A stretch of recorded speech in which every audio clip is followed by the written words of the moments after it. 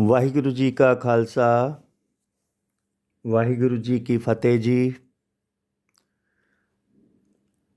ਜਿਵੇਂ ਕਿ ਅਸੀਂ ਗੁਰੂ ਨਾਨਕ ਦੇਵ ਜੀ ਦੀਆਂ 4 ਉਦਾਸੀਆਂ ਬਾਰੇ ਜਾਣਨਾ ਕੀਤਾ ਸੀ ਕਿ ਕਿਵੇਂ ਇਹਨਾਂ ਨੇ ਚਾਰੋਂ ਦਿਸ਼ਾਵਾਂ ਪੂਰਬ, ਪੱਛਮ, ਉੱਤਰ ਅਤੇ ਦੱਖਣ ਦੇ ਵਿੱਚ ਉਦਾਸੀਆਂ ਕੀਤੀਆਂ ਅਤੇ ਕਿਵੇਂ ਇਹਨਾਂ ਉਦਾਸੀਆਂ ਦੇ ਦੌਰਾਨ ਵੱਖ-ਵੱਖ ਧਰਮਾਂ ਦੇ ਨਾਲ ਸੰਬੰਧ ਰੱਖਣ ਵਾਲੇ ਲੋਕਾਂ ਦੇ ਨਾਲ ਆਪ ਜੀ ਨੇ ਸੰਵਾਦ ਕੀਤਾ, ਮੇਲ ਕੀਤਾ ਅਤੇ ਉਹਨਾਂ ਨੂੰ ਸੱਚ ਪਛਾਣਨ ਦਾ ਰਸਤਾ ਦੱਸਿਆ। ਸੰਗਤ ਜੀ, ਅਸੀਂ ਰੋਜ਼ ਗੁਰੂ ਨਾਨਕ ਦੇਵ ਜੀ ਦੇ ਬਾਰੇ ਅਤੇ ਇਹਨਾਂ ਦੇ ਜੀਵਨ ਦੇ ਬਾਰੇ ਕੁਛ ਨਾ ਕੁਛ ਸਮਝ ਰਹੇ ਹਾਂ। ਇਸੇ ਕੜੀ ਦੇ ਵਿੱਚ ਅੱਜ ਅਸੀਂ ਇਹਨਾਂ ਦੁਆਰਾ ਉਚਾਰਨ ਕੀਤੀ ਬਾਣੀ ਅਤੇ ਸੰਪੂਰਨ ਮਨੁੱਖ ਜਾਤੀ ਦੇ ਭਲੇ ਅਤੇ ਕਲਿਆਣ ਦੇ ਲਈ ਜੋ ਆਪ ਜੀ ਦੇ ਦੁਆਰਾ ਮਨੁੱਖਾਂ ਨੂੰ, ਮਨੁੱਖ ਜਾਤੀ ਨੂੰ ਉਪਦੇਸ਼ ਦਿੱਤੇ ਗਏ, ਉਹਨਾਂ ਦੇ ਨਾਲ ਅਸੀਂ ਅੱਜ ਸਾਂਝ ਪਾਵਾਂਗੇ।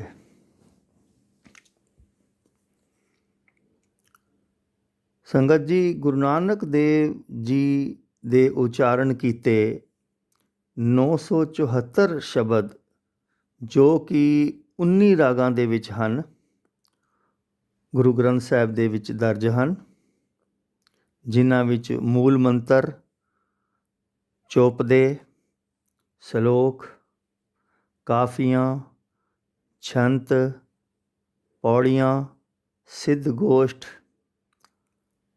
ਅਤੇ ਉਹਨਾਂ ਵਿੱਚ ਜਪਜੀ, ਆਸਾ ਦੀ ਵਾਰ, ਬਾਣੀਆਂ ਆਦਿ ਵੀ ਸ਼ਾਮਿਲ ਨੇ। ਸੰਪੂਰਨ ਮਨੁੱਖ ਜਾਤੀ ਨੂੰ ਸਭ ਤੋਂ ਮੁੱਖ ਜੋ ਆਪ ਜੀ ਦਾ ਉਪਦੇਸ਼ ਹੈ ਉਹ ਹੈ ਕਿ ਪਰਮਾਤਮਾ ਇੱਕ ਹੈ। ਸਿਰਫ ਇੱਕ ਹੀ ਨਹੀਂ, ਉਹ ਪਰਮਾਤਮਾ ਹਰ ਤਰਫ ਹੈ। ਆਪ ਜੀ ਦੇ ਬਚਨ ਹਨ, ਏਕੋ ਰਵ ਰਿਆ ਸਭ ਥਾਈਂ, ਏਕ ਵਸਿਆ ਮਨ ਮਾਹੀ। ਭਾਵ ਪਰਮਾਤਮਾ ਹਰ ਤਰਫ ਹੈ, ਸਗੋਂ ਹਰ ਤਰਫ ਹੀ ਨਹੀਂ, ਸਾਡੇ ਅੰਦਰ ਵੀ ਹੈ। ਬਸ ਸਾਨੂੰ ਗੁਰੂ ਦੇ ਸ਼ਬਦ ਦੇ ਦੀਵੇ ਦੀ ਰੋਸ਼ਨੀ ਕਰਕੇ ਉਸ ਨੂੰ ਵੇਖਣ ਦੀ ਜ਼ਰੂਰਤ ਹੈ। ਦੂਸਰਾ ਪ੍ਰਮੁੱਖ ਉਪਦੇਸ਼ ਜੋ ਆਪ ਜੀ ਨੇ ਦਿੱਤਾ ਹੈ ਉਹ ਹੈ ਕਿ ਪਰਮਾਤਮਾ ਨੂੰ ਪਾਉਣ ਦੇ ਲਈ ਕਿਸੇ ਵੀ ਤਪ ਅਤੇ ਤਨ ਨੂੰ ਕਸ਼ਟ ਦੇਣ ਦੀ ਕੋਈ ਜ਼ਰੂਰਤ ਨਹੀਂ ਹੈ। ਨਾ ਹੀ ਆਪਣੇ ਤਨ 'ਤੇ ਕਿਸੇ ਤਰ੍ਹਾਂ ਦੀ ਭਸਮ ਲਗਾਉਣ ਦੀ ਜ਼ਰੂਰਤ ਹੈ ਔਰ ਨਾ ਹੀ ਨੰਗੇ ਰਹਿਣ ਦੀ ਜ਼ਰੂਰਤ ਹੈ ਔਰ ਨਾ ਹੀ ਕੰਨ ਪੜਵਾ ਕੇ ਕੋਈ ਮੁੰਦਰਾ ਪਾਉਣ ਦੀ ਜ਼ਰੂਰਤ ਹੈ। ਆਪ ਜੀ ਦੇ ਵਚਨ ਹਨ, ਜੋਗੀ ਭੋਗੀ ਕਾਪੜੀ, ਕਿਆ ਭਵੇ ਦਿਸੰਤਰ, ਗੁਰ ਕਾ ਸ਼ਬਦ ਨਾ ਚਿੰਨਹੀਂ, ਤਤ ਸਾਰ ਨਿਰੰਤਰ। ਭਾਵ ਜੋਗੀ ਜੋ ਫਟੇ ਪੁਰਾਣੇ ਕੱਪੜੇ ਪਾ ਕੇ ਪੂਰੇ ਦੇਸ਼ ਵਿੱਚ ਘੁੰਮਦੇ ਨੇ ਅਤੇ ਵਿਖਾਉਂਦੇ ਨੇ ਕਿ ਅਸੀਂ ਪਰਮਾਤਮਾ ਨੂੰ ਪਾ ਲਿਆ ਹੈ। ਗੁਰੂ ਜੀ ਕਹਿੰਦੇ ਨੇ ਕਿ ਬਾਹਰ ਖੋਜਣ ਦੇ ਨਾਲ ਸਾਨੂੰ ਪਰਮਾਤਮਾ ਕਦੇ ਵੀ ਨਹੀਂ ਮਿਲਦਾ, ਉਹ ਤਾਂ ਸਾਡੇ ਅੰਦਰ ਹੈ। ਇਹ ਜੋਗੀ, ਜੇ ਤੂੰ ਪਰਮਾਤਮਾ ਨੂੰ ਖੋਜਣਾ ਹੀ ਹੈ ਤਾਂ ਆਪਣੇ ਅੰਦਰੋਂ ਖੋਜ।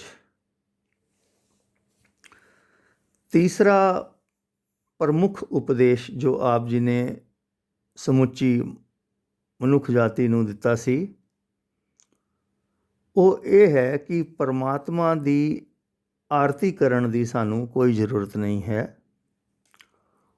ਉਸ ਦੀ ਆਰਤੀ ਤਾਂ ਹਰ ਵਕਤ ਹੋ ਰਹੀ ਹੈ। ਗੁਰੂ ਜੀ ਸਮਝਾਉਂਦੇ ਨੇ ਕਿ ਧਾਰਮਿਕ ਗ੍ਰੰਥਾਂ ਦੇ ਕੋਲ ਜਾ ਕੇ, ਮੂਰਤਾਂ ਦੇ ਕੋਲ ਜਾ ਕੇ, ਥਾਲੀ ਲੈ ਜਾ ਕੇ ਕਹਿਣਾ ਕਿ ਅਸੀਂ ਆਰਤੀ ਕਰ ਰਹੇ ਹਾਂ, ਇਹ ਸਹੀ ਨਹੀਂ ਹੈ। ਕਿਉਂਕਿ ਉਸ ਦੀ ਆਰਤੀ ਤਾਂ ਹਰ ਵਕਤ ਚੱਲ ਰਹੀ ਹੈ। ਇਹ ਚੰਦ ਅਤੇ ਤਾਰੇ ਸਾਰੇ ਉਸ ਦੇ ਚੱਕਰ ਲਗਾ ਰਹੇ ਹਨ ਔਰ ਹਰ ਵਕਤ ਉਸ ਦਾ ਗੁਣਗਾਨ ਕਰ ਰਹੇ ਨੇ। ਆਪ ਜੀ ਨੇ ਉਚਾਰਿਆ ਹੈ ਰਾਗ ਧਨਾਸਰੀ ਮਹੱਲਾ ਪਹਿਲਾ।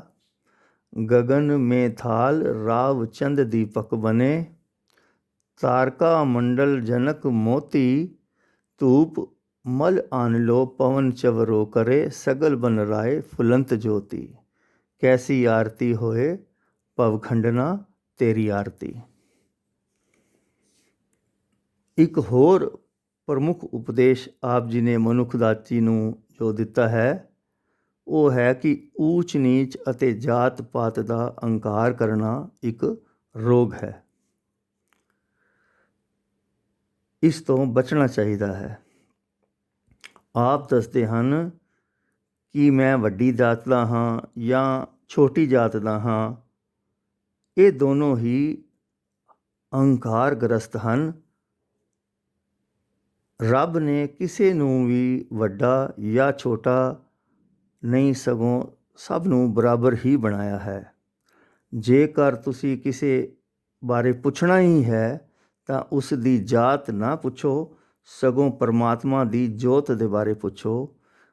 ਪਰਮਾਤਮਾ ਦੇ ਨਾਲ ਕਿਵੇਂ ਮਿਲਣਾ ਹੈ ਉਸ ਦੇ ਬਾਰੇ ਪੁੱਛੋ।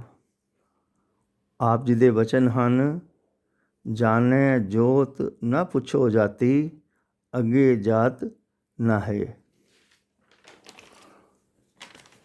ਭਾਵ ਤੁਸੀਂ ਸੱਚ ਨੂੰ, ਪਰਮਾਤਮਾ ਨੂੰ,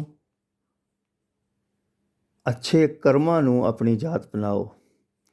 ਗੁਰੂ ਜੀ ਕਹਿੰਦੇ ਨੇ ਕਿ ਤੁਸੀਂ ਜਿਸ ਤਰ੍ਹਾਂ ਦੇ ਕਰਮ ਕਰਦੇ ਹੋ ਉਸੀ ਤਰ੍ਹਾਂ ਦੇ ਤੁਸੀਂ ਬਣ ਜਾਂਦੇ ਹੋ। ਸਾ ਜਾਤ ਸਾ ਪਤ ਹੈ, ਜਿਹੇ ਕਰਮ ਕਮਾਈ। ਇੱਕ ਹੋਰ ਜੋ ਆਪ ਜੀ ਨੇ ਸਭ ਤੋਂ ਪ੍ਰਮੁੱਖ ਉਪਦੇਸ਼ ਮਨੁੱਖ ਜਾਤੀ ਨੂੰ ਦਿੱਤਾ ਹੈ ਉਹ ਇਹ ਹੈ ਕਿ ਨਾਮ ਜਪੋ, ਕਿਰਤ ਕਰੋ ਅਤੇ ਵੰਡ ਛਕੋ। ਇਹ ਤਿੰਨੋਂ ਆਪ ਜੀ ਦੇ ਉਪਦੇਸ਼ ਅੱਜ ਸਿੱਖੀ ਦੇ ਪਿਲਰ ਮੰਨੇ ਜਾਂਦੇ ਨੇ। ਆਪ ਕਹਿੰਦੇ ਹਨ ਕਿ ਜੇਕਰ ਤੁਸੀਂ ਸਮਾਜ ਨੂੰ ਚੰਗਾ ਬਣਾਉਣਾ ਹੈ, ਆਪਣੇ ਆਲੇ ਦੁਆਲੇ ਨੂੰ ਚੰਗਾ ਬਣਾਉਣਾ ਹੈ, ਤਾਂ ਹਰ ਇਨਸਾਨ ਕੰਮ ਕਰੇ, ਸਮਾਜ ਨੂੰ ਅਤੇ ਇਸ ਧਰਤੀ ਨੂੰ ਮਿਲ ਕੇ ਸੰਵਾਰੇ ਅਤੇ ਮਿਹਨਤ ਕਰੇ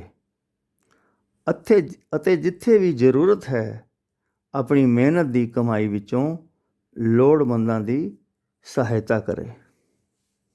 ਆਪ ਕਹਿੰਦੇ ਹਨ, ਘਾਲ ਖਾਏ ਕਿਛ ਹੱਥੋਂ ਦੇ, ਨਾਨਕ ਰਾਹ ਪਛਾਣੇ ਸੇ।